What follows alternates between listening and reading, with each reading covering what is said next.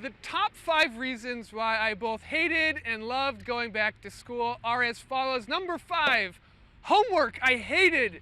Till you had that diploma in hand, every hour of every day meant something was due to someone and they were going to judge you on it. And those judgments seemed like all that mattered towards happiness. Number 4, old friends. I loved. Haven't seen them in a summer, and now suddenly you're back together again like an old reunion show for a sitcom, either slightly chubbier or bearded, or having a faint British accent from studying abroad. Cheers, mate. Number 3, salad bar. Hated. Too many lettuce options. What is kale? And why am I guilted into low-fat raspberry vinaigrette when a solid ranch dressing option is close by? And why do I have to weigh everything? Number 2, a culture of taking chances. There are few places in the world where you can take a chance on a person, a course, an idea, give it a run around the block, love it or hate it, or fall flat on your face exploring it. Someone will be there to pick you up, and you will be there for someone. Step out of your comfort zone, it will be refreshing.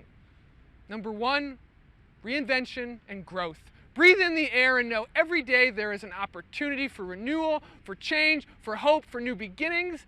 If you're on a Catholic campus, enjoy those crucifixes and prayers before class. They won't always be there in life. If you're at a public school, don't be afraid to say a prayer before a class. In fact, don't fear challenges or chances or changes or success. Be good, do good, live life well. College is a special time and one where you truly reintroduce yourself to yourself and then back to the world. Welcome back to school. So you just saw me talking about what I love and hate about returning to school, from salad bars to prayer. It's an enjoyable and terrifying, all at the same time experience returning to school, but I wouldn't have it any other way. The video segment stemmed from about 3 years ago when I was watching Catholic TV and was just enthusiastic about this channel and its proximity. I was at Boston College at the time, and I thought, they're doing so much great work there, and I'd love to share my perspective on it. And I sort of just pitched this idea of coming onto Catholic TV once a week and doing these 2-3-minute segments. And Jay and Father took a gamble on me and said, okay, we'll give this guy a shot. And for 3.5 years now, I've been doing these little 2 to 3 minute Word with Weber segments talking about things that, I love about the faith, things that I experienced through the sort of Catholic lens as a 20-something at the time, now 30 years old, a 30-year-old Catholic, and how I experience the faith, and how the faith enriches me and brings me much joy, and how I have a lot of fun with religion. A lot of people don't think of religion as exciting and fun, and it's doom and gloom, and I look at it very differently, with much joy. Now, I had been in Catholic schools for, I think, 20 consecutive years, all the way through Boston College, and then I went to Harvard. And I honestly was kind of taken aback. And I was in this Catholic bubble my entire life, 25 years, 26 years. And then I go to Harvard, and all of a sudden, no one's Catholic. And if they are Catholic, I don't know that they're Catholic. There's no crucifixes in the halls. No one's talking about religion. No one's talking about prayer. And I kind of got a little scared. I didn't know what to do. And for a couple weeks, I was sort of an incognito Catholic, where I kind of navigated the waters and went to church on Sunday, but I didn't go to church with anyone. I didn't know who to talk to. I didn't have small faith group sharing.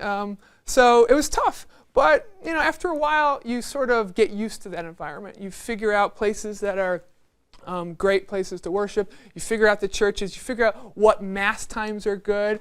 And then just to be open with your faith, to not be afraid to talk about it.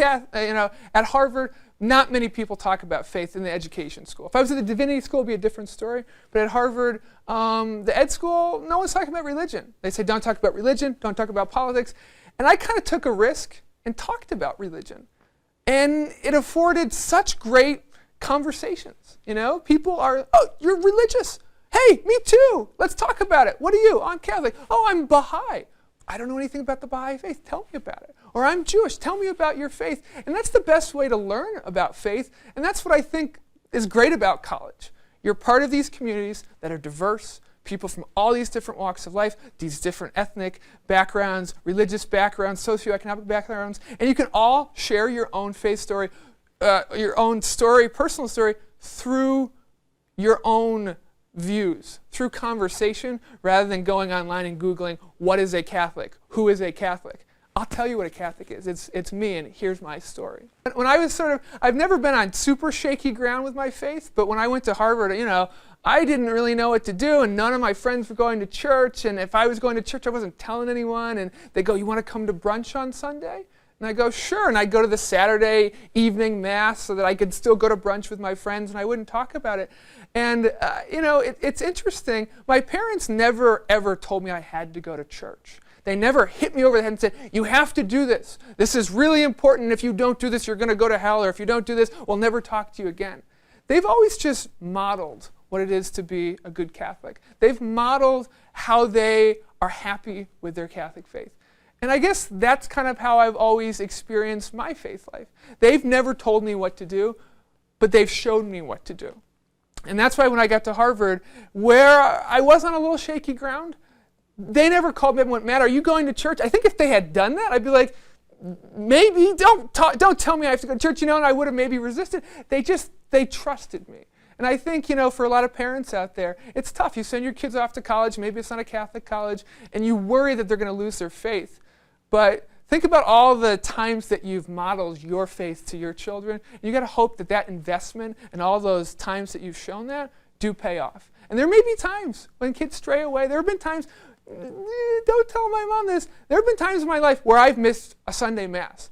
And I'm not proud of it, but I've come back. And I think it's important to know that if your kids go to college and at first they're like a little questioning about the religion because they're meeting atheists for the first time, or they're meeting people who are saying religion is for 90-year-old grandmas, let them process that information, let them think about that, and also know that with the strong faith foundation, they'll come back to the church, or they'll stay in the church, having their faith strengthened by having it been challenged.